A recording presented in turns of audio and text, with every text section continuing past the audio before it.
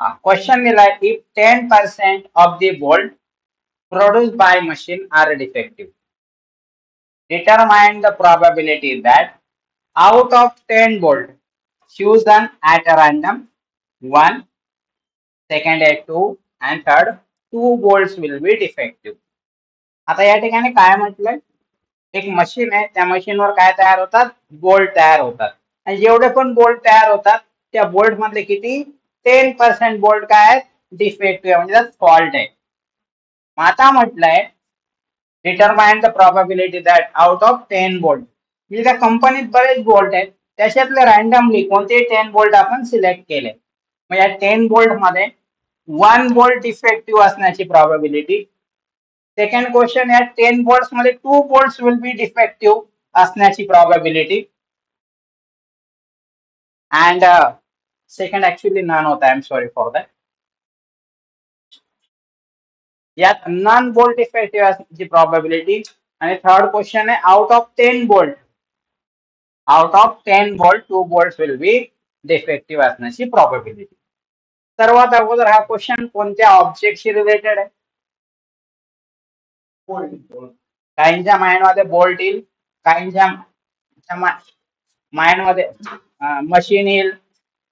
असे दोन पॉइंट येऊ शकतात, बोल्ट आणि मशीन, असं काही काहींच्या माइंड मध्ये येऊ शकतं.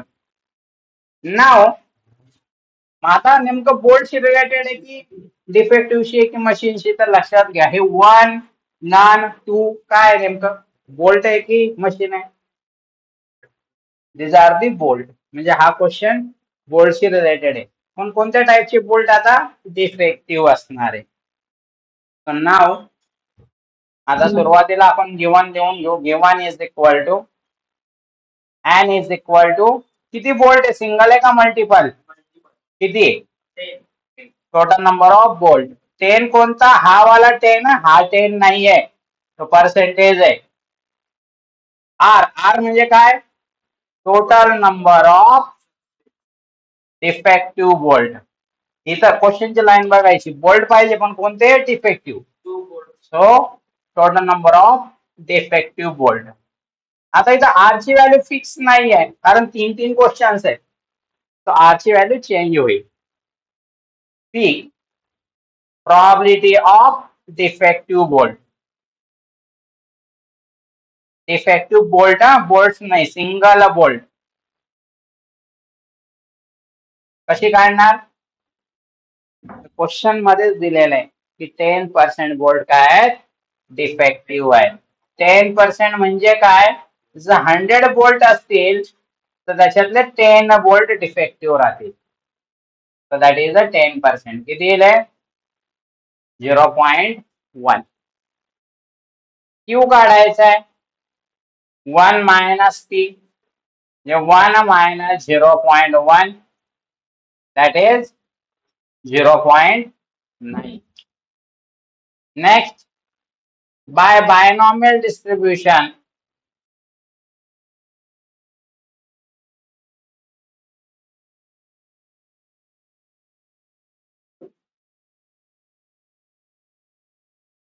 P of R is equal to NCR P raised to R Q raised to N minus R. ज्या व्हॅल्यू फिक्स आहेत माहिती आहे त्या पुट करून घ्या. P of R is equal to N. N म्हणजे टोटल 10. 10 CR. P है 0.1 raised to R. Q है 0.9 raised to 10 minus R. आता या ठिकाणी आपल्याला एक एक व्हॅल्यू बघायचे.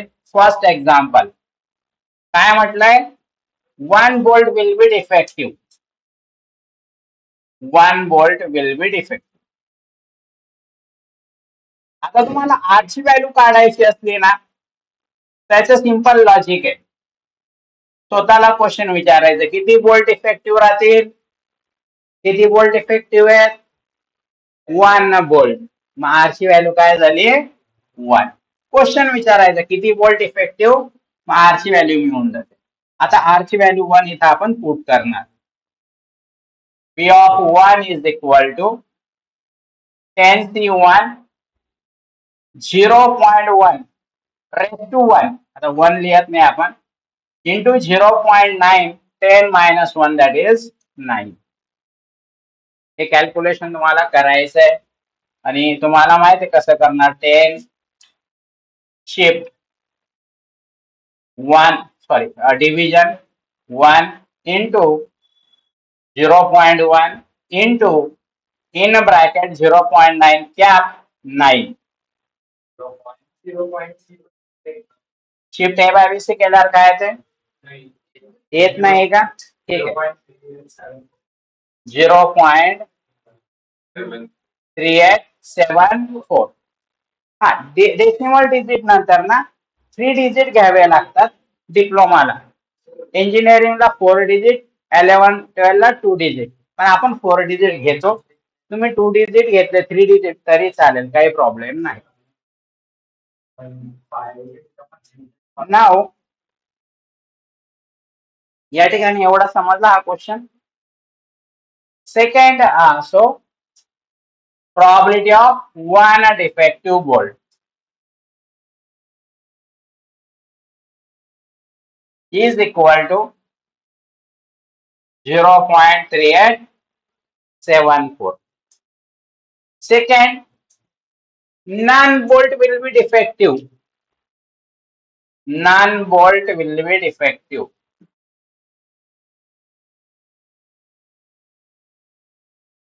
म्हणजे किती बोल्ट डिफेक्टिव्ह आहेत. दॅट इज आर ची व्हॅल्यू काय येईल. None bolt will be defective. एक पण नाही म्हणजे किती. तुम्हाला एक पण मार्क्स मिळाला नाही म्हणजे किती मिळाला 0. Yes correct. तर आर ची व्हॅल्यू काय येईल इथं 0. मग आता आपल्याला आर ची व्हॅल्यू इथं 0 पुट करायची. P of 0 is equal to 10 C 0. 0.1 raised to 0 into 0.9 raised to 10 minus 0 that is 10. करा calculation.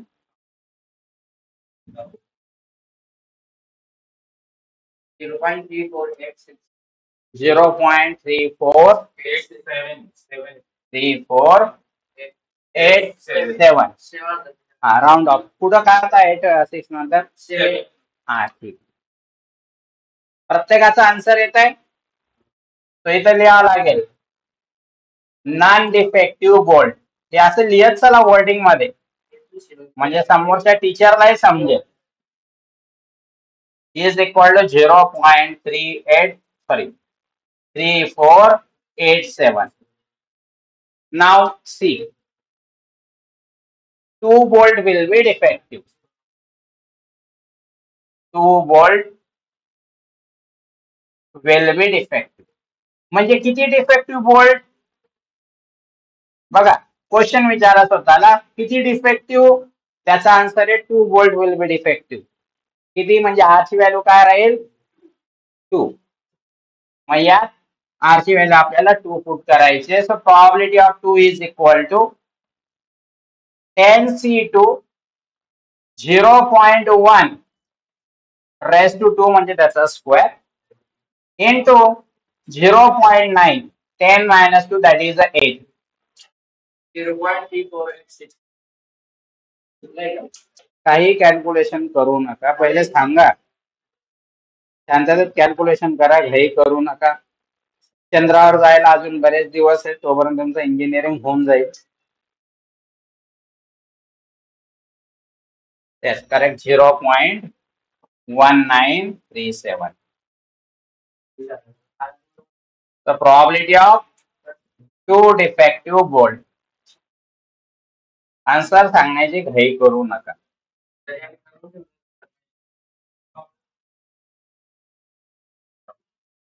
हे त्याचा answer.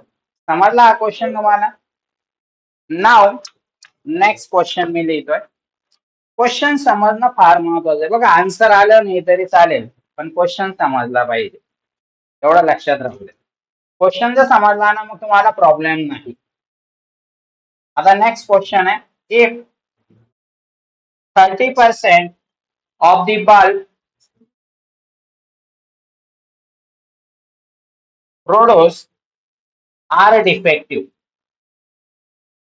Produced are defective.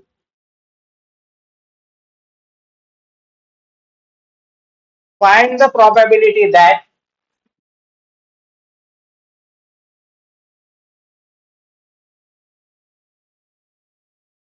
out of 4 bulbs selected,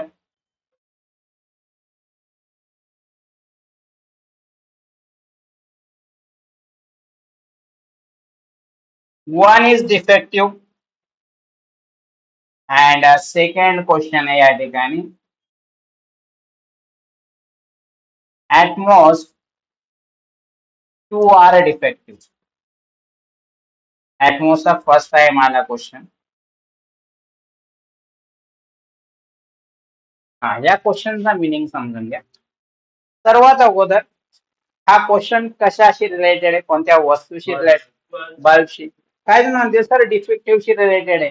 तर असं असं जर माइंड मध्ये आलं डिफेक्टिव्ह की बल्ब, तर कधी लक्षात घ्या, हे वन वन कसली क्वांटिटी आहे, वन इज डिफेक्टिव्ह. म्हणजे वन बल्ब इज डिफेक्टिव्ह और one defective is defective. One bulb म्हणजे हा क्वेश्चन बल्बशी रिलेटेड आहे. मग बल्ब कोणत्या टाईपचा पाहिजे, डिफेक्टिव्ह. म्हणजे यांमध्ये आपण घेताना टोटल नंबर ऑफ बल्ब्स घेणार, मग आर घेताना total number of defective bulbs घेणार. मग प्रॉबिलिटी काढताना प्रॉबिलिटी ऑफ डिफेक्टिव्ह बल्ब घेणार. जे आपल्याला पाहिजे डिफेक्टिव्ह बल्ब तेच आर मध्ये येईल, त्याचीच प्रॉबिलिटी पी मध्ये येईल आणि ती दिलेली राहील. ठीक आहे. मग यात म्हटलं one is defective, one defective bolt पाहिजे. आणि सेकंड याच्यात ऍटमोस्ट to.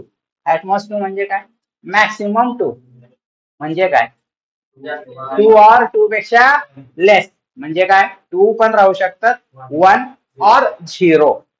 That is a thing. So लिहून घ्या आता थोडा सॉल्व्ह करू. तर क्वेश्चन कशाशी रिलेटेड आहे, बल्बशी रिलेटेड आहे. सिंगल बल्ब आहे की मल्टिपल बल्ब आहे, किती आहेत, ओके 4 बल्ब. तर या ठिकाणी एन कसं येईल, N is equal to total number of bulbs. तर काही जणांच्या माइंड मध्ये आलं असेल की सर इथं एक्सपेरिमेंट आहे ना हा एन म्हणजे, मग इथं बल्ब का बरं देतोय आपण.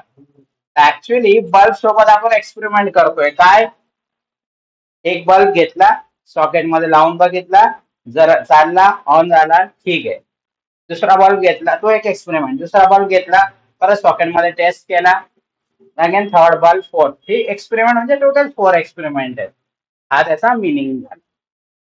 आता R total number of defective bulb. आता इथं आहे तर 2 डिफरंट क्वेश्चन, म्हणजे आर ची व्हॅल्यू चेंज होईल, म्हणून मी इथं आर ची व्हॅल्यू लिहत नाही. नेक्स्ट आहे P, probability of defective bulb. लक्षात घ्या पूर्ण एक्झाम्पल मध्ये ना, जेवढे पण एक्झाम्पल आहेत, हा पी फार इम्पॉर्टंट आहे.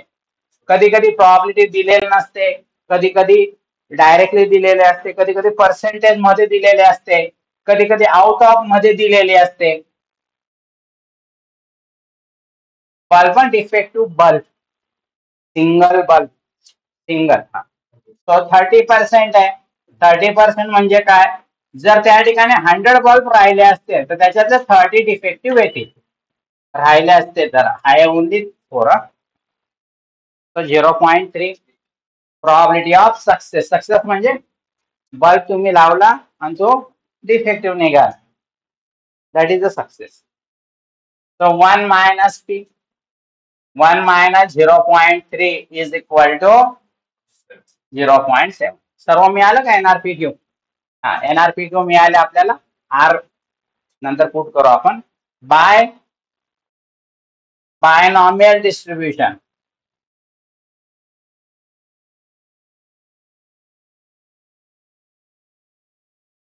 P of R is equal to NCR P raised to R Q raised to N minus R. ज्या व्हॅल्यू फिक्स आहेत, माहित आहे, त्या पुट करून घ्या. P of R is equal to N आहे 4 CR, P आहे 0.3 raised to R, Q आहे 0.7 raised to 4 minus R. आता एक एक क्वेश्चन आपण घेऊ. पहिला क्वेश्चन आहे, one is defective. One bulb is defective. One bulb is defective. That is, सांगा किती डिफेक्टिव्ह बल्ब आहेत. आर म्हणजे किती डिफेक्टिव्ह बल्ब आहेत. 1 डिफेक्टिव्ह बल्ब म्हणजे किती. आर ची व्हॅल्यू काय येईल. 1. हे त्याचा आन्सर ऍक्च्युली. आर ची व्हॅल्यू आता 1 पुट करायची आपल्याला. मग या ठिकाणी कसं येईल. Probability of 1 is equal to 4C1 0.3 आता रेस टू 1 कोणी लिहत नाही पॉझिटिव्ह मधला. Into 0.7 4 - 1 that is 3. करा कॅल्क्युलेशन. प्रत्येकाने कॅल्क्युलेशन करायचंय, ऑनलाईन असो किंवा ऑफलाईन असो. प्रत्येकाने calculation.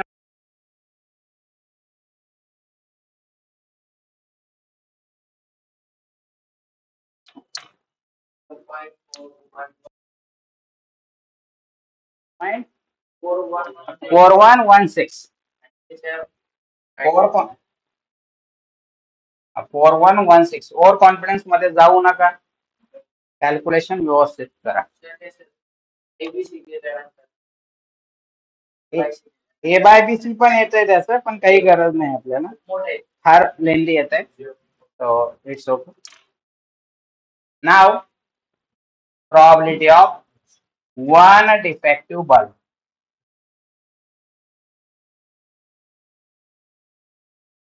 is equal to 0.4116. Second है at most 2 defective bulb. At 2 defective bulb.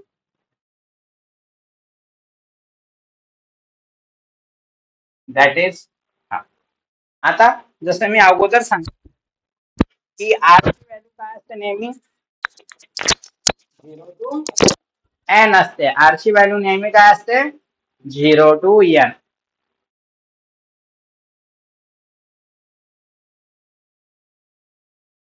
R ची व्हॅल्यू 0 to n. आता व्यवस्थित लक्ष द्या पॉइंट. 0 to n म्हणजेच 0 to 4. ऍटमोस्ट काय म्हटलंय 2. मग ग्रेटर की लेस. हा, आणि ग्रेटरला काय असतं ऍटलिस्ट, म्हणजेच हा पॉइंट. म्हणजेच काय, आउट ऑफ 4 0 बल्ब डिफेक्टिव्ह राहू शकतात किंवा 1 डिफेक्टिव्ह राहू शकतो, और 2 डिफेक्टिव्ह, मॅक्सिमम 2.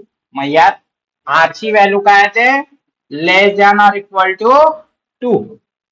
मग probability of R less than or equal to 2 म्हणजेच काय, आर ची व्हॅल्यू 0 राहू शकते, और म्हणजे प्लस आर ची व्हॅल्यू 1 राहू शकते, और आर ची व्हॅल्यू 2 राहू शकते.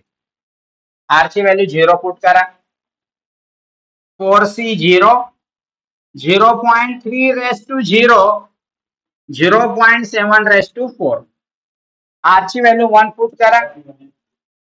4C1 0.3 raised to 1 0.7 4 - 1 that is 3. Now R ची व्हॅल्यू आपल्याला 2 पण पुट करायची आता या ठिकाणी. तर 2 पुट करू आपण.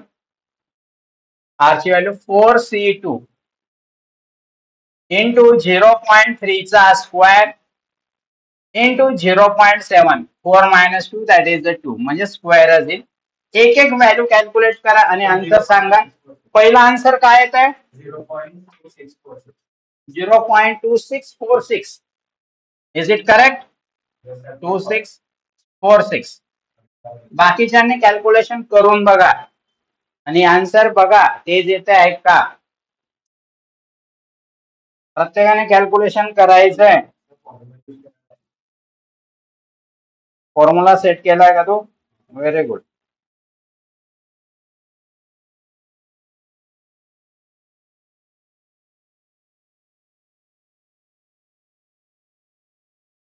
झिरो 0.2401 येत आहे.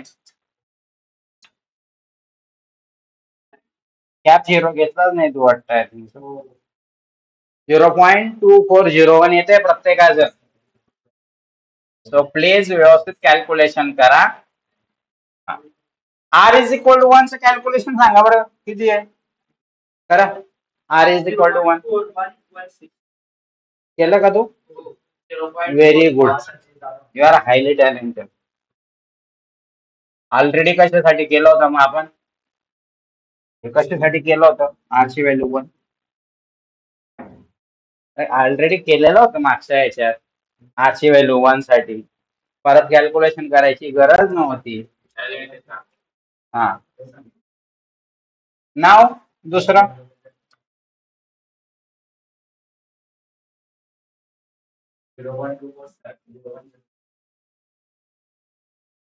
हा किती येतं? 0.2646. व्यवस्थित कॅल्क्युलेशन करा प्लीज. एक एक स्टेप व्यवस्थित बघ. हेच आन्सर येते बाकी.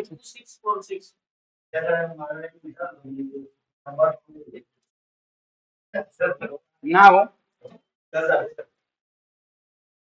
त्यात आरची व्हॅल्यू सुरुवातीला 0 टाईप करायची होती, मग 1 आणि मग 2, तेव्हा ते आन्सर बरोबर येते. करा बरं ऍडिशन काय ते 0.9163. करेक्ट आहे का? प्रत्येकाने चेक करून घ्या. विश्वास कोणावरच ठेवायचा नाही, माझ्यावर पण ठेवायचा नाही. कॅल्क्युलेशन स्वतः करायला. The probability of at most 2 defective bulb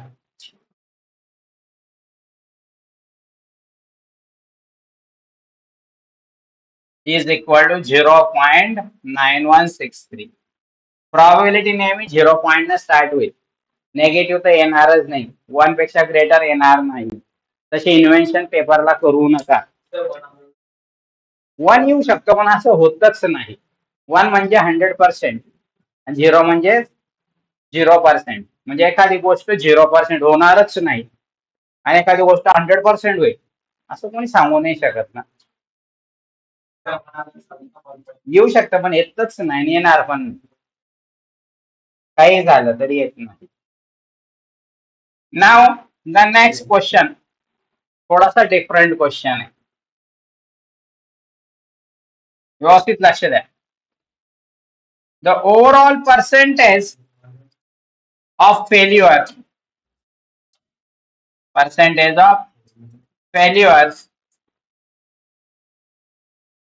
in certain examination is a 20. यात म्हटलं की एक एक्झाम आहे, त्या एक्झाम मध्ये फेल होण्याचं पर्सेंटेज किती आहे? 20 आहे. 20% आहे. 20%. 6 candidate appear in an exam. त्या एक्झामला आता 6 कॅन्डिडेट अपियर झाले एक्झाम मध्ये इन अन एक्झामिनेशन. आणि आता आपल्याला प्रोबॅबिलिटी विचारलेली आहे. What is the probability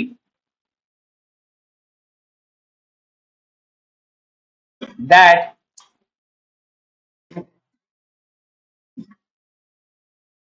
at least 5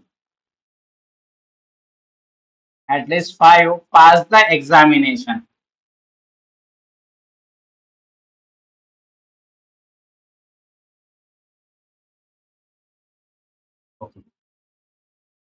question मध्ये काय म्हटलंय? फेल होण्याची ओव्हरऑल पर्सेंटेज, त्या एक्झाम मध्ये फेल होण्याची पर्सेंटेज किती दिलंय? 20% आहे. प्रॉबिलिटी 20 नसते, 20% आहे. मग आता त्या एक्झाम मध्ये किती कॅन्डिडेट बसले? 6 कॅन्डिडेट. म्हणा सर स्टुडंट ना? नाही, कॅन्डिडेट. जसं एमपीएससी एक्झामला जे स्टुडंट आहेत, जे कॉलेजमध्ये शिकतायत, लर्न करतायत, ते पण एक्झाम देतात, किंवा जे जॉब करतायत, जे कॉलेजमध्ये नाही आहेत ते पण अप्लाय करतात. म्हणून तिथं कॅन्डिडेट वर्ड यूज केला जातो, स्टुडंट यूज करत नाही. तो त्या एक्झाम मध्ये टोटल 6 स्टुडंट अपियर झाले, म्हणजे एक्झामला 6 कॅन्डिडेट बसले. मग या 6 मधनं ऍटलीस्ट 5 तरी पास होतील. ऍटलीस्ट 5 म्हणजे 5 और 5 पेक्षा ग्रेटर. म्हणजे काय? 5 स्टुडंट पण पास होऊ शकतात आउट ऑफ 6, किंवा 6 मधले 6 स्टुडंट पण पास होऊ शकतात. त्याची प्रॉबिलिटी विचारलेली आहे आपल्याला. तो क्वेश्चन कोणाशी रिलेटेड आहे? एक्झाम सोबत. ओके, अजून कॅन्डिडेट सोबत, अजून ओके, पास फेल. नाव पास फेल सोबत. ओके, आता असे बरेच क्वेश्चन तुमच्या माइंड मध्ये येतात. ऑनलाईन स्टुडंट पण सांगतायत. तर लक्षात घ्या, क्वेश्चनची लास्ट लाईन फार महत्वाची. हे ऍटलीस्ट फाईव्ह पास आहे का, फाईव्ह कॅन्डिडेट आहे की फाईव्ह एक्झाम आहे? फाईव्ह फाईव्ह म्हणजे काय, कसला डिजिट आहे? फाईव्ह कॅन्डिडेट म्हणजे हा क्वेश्चन कॅन्डिडेटशी रिलेटेड आहे. मग या ठिकाणी total number of candidate single आहे का मल्टिपल आहे? किती आहेत? टोटल 6 कॅन्डिडेट एक्झामला बसले. So N is equal to total number of candidate. हा पॉइंट महत्वाचा, शेवटची लाईन फार महत्वाची असते क्वेश्चन. मग यात कोणते ऍटलीस्ट फाईव्ह काय झाले पाहिजे, ते पास का फेल? पास झाले पाहिजे का? मग आता इथं आर कसं येईल? Total number of passing candidate असं म्हणा, किंवा total number of candidate to be pass असं म्हणा, तुमच्यावर आहे. पण व्यवस्थित इंग्लिश यूज कराल. काही जण म्हणतील सर हे लिहिणं गरजेचं आहे का, एनआरपीक्यू लिहिलं तर? बिलकुल नाही, लिहायचंय. लिहिणं कंपल्सरी तर नाही तसं, पण लिहत चला. To be pass at least, sorry 6 candidate I am total, sorry 6 candidate total, आणि ऍटलीस्ट 5 म्हणजे काय? आर ची व्हॅल्यू काय असते? 0 टू एन, एन म्हणजे 6. ऍटलीस्ट 5 म्हणजे 5. ऍटलीस्ट 5 म्हणजे काय? 5 पेक्षा ग्रेटर का लेस? ग्रेटर. म्हणजे 6 मधनं 5 स्टुडंट पण पास होऊ शकतात किंवा 6 स्टुडंट पण पास होऊ शकतात. आता व्यवस्थित लक्ष द्या. probability of candidate, single candidate to be passed. व्यवस्थित लक्ष द्या, किती आहे त्याची प्रोबॅबिलिटी पास होण्याची? बघा बरं, क्वेश्चनची लाईन व्यवस्थित रीड करा. हा, व्हेरी गुड. काही जण 20 म्हणतायत, 20%. एक लक्षात घ्या, हा पॉइंट फार महत्वाचा. फेल होण्याची प्रोबॅबिलिटी 20% आहे. फेल्युअर, आपल्याला पास होण्याची प्रोबॅबिलिटी पाहिजे. मग जर 20% फेल होत आहेत, तर याचा मिनिंग काय झाला? 80% पास होत आहेत. मग इथं तुम्ही लिहू शकता 80%, म्हणजे 80 upon 100 which is equal to 0.8. आणि Q 1 minus P, that is a 1 minus 0.8, that is 0.2. लक्षात घ्या, हा पॉइंट फार महत्वाचा आहे. विचारलं पासिंगची प्रोबॅबिलिटी आहे आणि दिलेली फेल्युअरची आहे. म्हणजे आपल्याला पी नव्हता दिलेला, आपल्याला काय दिला आता? क्यू. मग क्यू वरून आपण पी पण काढू शकत होतो. हा पॉइंट सर्वात इम्पॉर्टंट आहे, लिहून घ्या. या ठिकाणी आपल्याला एनआरपीक्यूच्या व्हॅल्यू मिळाल्या. So by binomial distribution,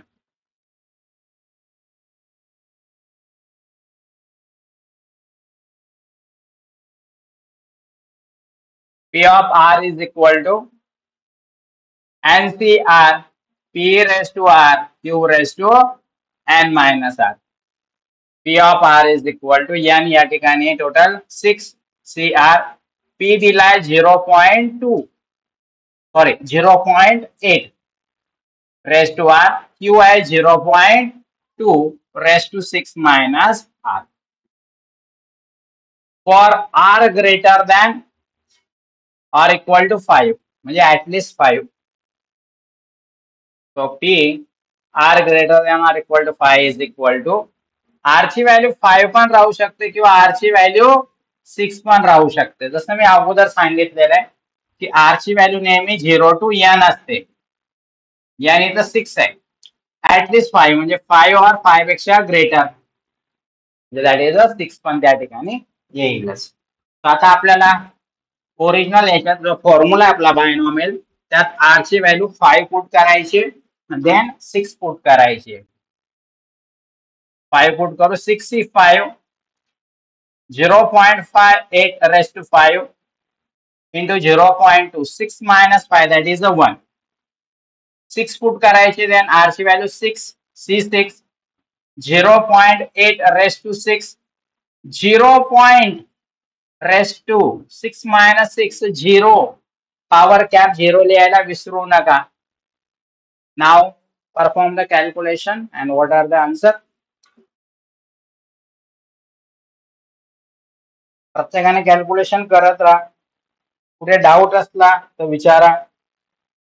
calculation फार महत्वाचे.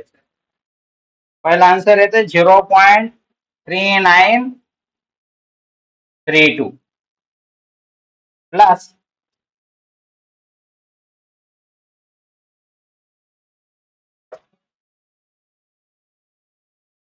दुसऱ्याचा आन्सर 0.2621. तुमचे हेच आन्सर येत आहेत का व्हेरीफाय करा. मी जरी कॅल्क्युलेशन केलं असेल तरी पण तुम्ही कॅल्क्युलेशन करा. Final answer 0.6553. याला जर 100 ने मल्टिप्लाय केला ना तर म्हणजे 65% प्रॉबिलिटी आहे की 5 स्टुडंट ऍटलीस्ट 5 स्टुडंट पास होतील. So probability of at least 5 pass the examination is equal to 0.6553. That will be our final answer.